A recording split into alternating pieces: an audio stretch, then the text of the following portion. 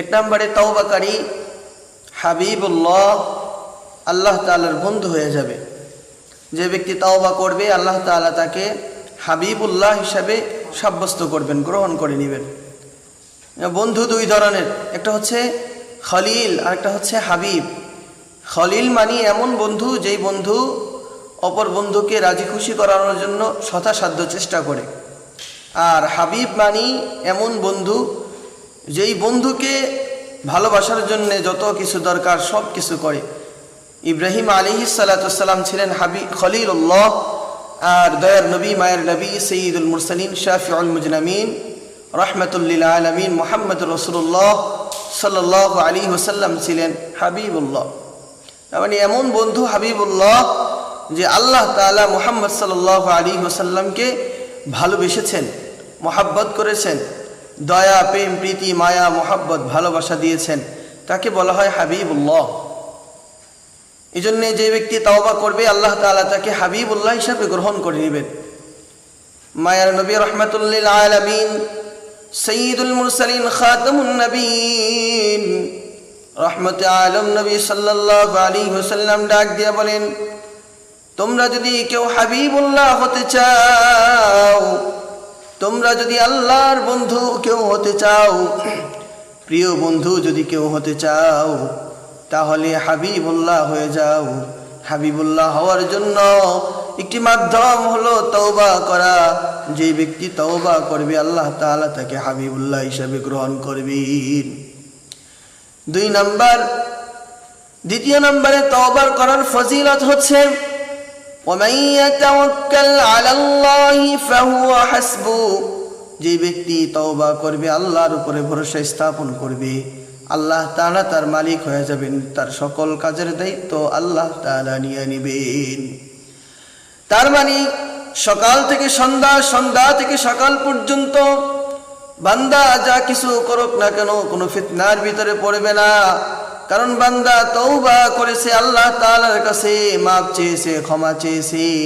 ক্ষমা চাওয়ার কারণে আল্লাহ তাআলা তাকে তার বন্ধু হিসাবে গ্রহণ করেছেন, আর তাকে সকল ক্ষেত্রে তার দায় দায়িত্ব আল্লাহ তাআলা নিয়ে নিয়েছেন।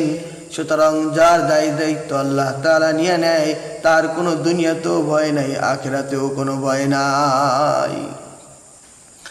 3 নম্বরে আল্লাহর কোনো বান্দা তওবা করলে তার জীবনের সব গুনাহ মাফ হয়ে যায়। যে ব্যক্তি তওবা করবে আল্লাহ তাআলা তার জীবনের সব গুনাহগুলো মাফ করে দিবেন। قال رسول الله صلى الله عليه وعلى آله وسلم التائب من الذنب كمن لا ذنب له। আল্লাহ রাসূল সাল্লাল্লাহু আলাইহি ওয়াসাল্লাম বলেন, যে ব্যক্তি গুনাহ থেকে তওবা করলো কামান লা যামবা লাহু, কেমন যেন ওই ব্যক্তির আমলনামার মধ্যে কোনো গুনাহ নাই, তার একটা গুনাহও থাকতে পারে না। সুতরাং তওবা করা আমাদের জন্য অনেক দরকার। অপর হাদিসে পাকের মধ্যে আল্লাহ রাসূল সাল্লাল্লাহু আলাইহি ওয়াসাল্লাম বলেন, তওবাকারীকে সুসংবাদ দাও, সুসংবাদ শোনা দাও। কি সুসংবাদ? قال رسول الله صلى الله عليه وسلم طوبى لمن وجد في صحيفته استغفارا كثيرا। ওই ব্যক্তিকে সুসংবাদ শোনা দাও, ওই ব্যক্তিকে খুশির সংবাদ শোনাও যার আমলনামার মধ্যে বেশি থেকে বেশি পরিমাণে তওবা পাওয়া যাবে। তওবাকারীর চতুর্থ ফজিলত হচ্ছে সে জান্নাত দেখে দেখে দুনিয়া থেকে যাবে। দুনিয়া থেকে যখন মৃত্যুবরণ করবে সে আল্লাহর জান্নাত দেখে দেখে দুনিয়া থেকে যাবে, তার কোনো ভয় নাই। আল্লাহ তাখাফু ولا تحزنوا وأبشروا بالجنة التي كنتم توعدون।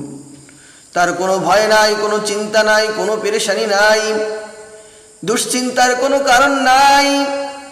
আল্লাহ তাখাফু ওয়ালা তাহজানু ওয়াবশিরু বিল জান্নাহ। ফেরেশতারা তাকে আয়েশা জান্নাতের সুসংবাদ শোনা দিবে আল্লাহর পক্ষ থেকে। আল্লাহ বলেন ওয়াবশিরু বিল জান্নাহ, তাকে জান্নাতের সুসংবাদ দিতে থাকো। আল্লাতী কুনতুম তুআদুন, যেই জান্নাতের প্রতিশ্রুতি আল্লাহ তাআলা দিয়েছেন, এমন জান্নাতের প্রতিশ্রুতি আল্লাহ তাআলা দিয়েছেন যেই জান্নাতের নাজ ও নিয়ামতে ভরপুর।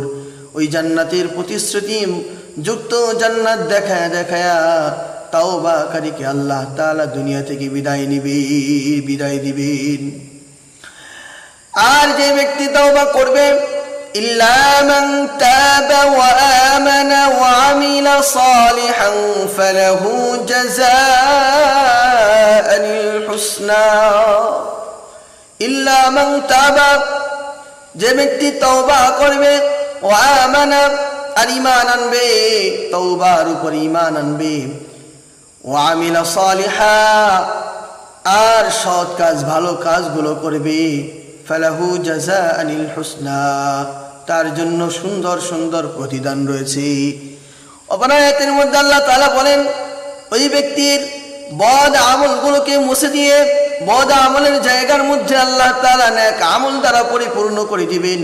এই জন্য তওবা ব্যতীত মুমিন হওয়া সম্ভব নয়, তওবা ব্যতীত আল্লাহর জান্নাতে যাওয়া সম্ভব নয়। তওবা, সকল ক্ষেত্রে তওবা করতে হবে। মানুষ চায় মাফ না করুক, এই জন্য কলাকৌশল করে, আর আল্লাহ তাআলা বলেন আমি তোমাকে মাফ করার জন্য সদা সর্বদা প্রস্তুত। এই জন্যে বলা হয় ইস্তাজিবু লিরাব্বিকুম, তোমরা তোমাদের মালিকের কাছে চাও, দোয়া করো, তওবা করো, মাফ চাও। ক্বালা রাসূলুল্লাহ সাল্লাল্লাহু আলাইহি ওয়াসাল্লাম, আল্লাহ রাসূল সাল্লাল্লাহু আলাইহি ওয়াসাল্লাম বলেন, উদউ রাব্বাকুম, তোমরা তোমাদের মালিকের কাছে দোয়া করো, তওবা করো। আল্লাহ রাসূল সাল্লাল্লাহু আলাইহি ওয়াসাল্লাম বলেন, আমি নবী মুহাম্মদুর রাসূলুল্লাহ সাল্লাল্লাহু আলাইহি ওয়াসাল্লাম দিনের ভিতরে সব সময় তওবা ইস্তিগফার আল্লাহর কাছে ক্ষমা প্রার্থনা করতে থাকি। এই জন্য আমরা সব সময় তওবা করব, তওবা ব্যতীত সময়গুলোকে নষ্ট করব না। খেলতেছি তওবা করব, দোকানে ব্যবসা করতেছি তওবা করব, হাঁটতেছি তওবা করব। তওবাকে নিজেদের আমলের ভিতরে এমনভাবে ঢুকায় নিব, তওবা ব্যতীত জীবনে আর কি আছে। কারণ বান্দা যখন গুনাহ করবে আর আল্লাহর কাছে মাফ চাবে, তো আল্লাহ তাআলা বান্দার জীবনের গুনাহ মাফ করে দিবে। আর যেই বান্দার জীবনে কোনো গুনাহ থাকবে না, ওই বান্দা সরাসরি আল্লাহর জান্নাতের বাসিন্দা হয়ে যায়। এজন্য মালিক আল্লাহ তাআলা ডাক দিয়া বলে, লা তাকুনাতু মির রাহমাতিল্লাহ ইন্নাল্লাহা ইয়াগফিরুয যুনুবা জামিআ ইন্নাহু হুয়াল গফুরুর রহিম। মালিক ডাক দিয়া বলে, লা তাকুনাতু মির রাহমাতিল্লাহ, ও বান্দারা তোমরা আমি আল্লাহ তাআলার কাছে তওবা থেকে তোমরা নিরাশ হয়ে যাও না। আমি আল্লাহর কাছে মাফ চাওয়ার ক্ষেত্রে তোমরা নিরাশ হয়ে যাও না। লা তাকনাতু মির রাহমাতিল্লাহ ইন্নাল্লাহা ইয়াগফিরুয যুনুবা জামিআ, নিশ্চয়ই আল্লাহ তাআলা সকল প্রকার গুনাহকে ক্ষমাকারী। সুবহানাল্লাহ। ইন্নাহু হুয়াল গফুরুর রহিম, নিশ্চয়ই তিনি ক্ষমাশীল এবং দয়াময়।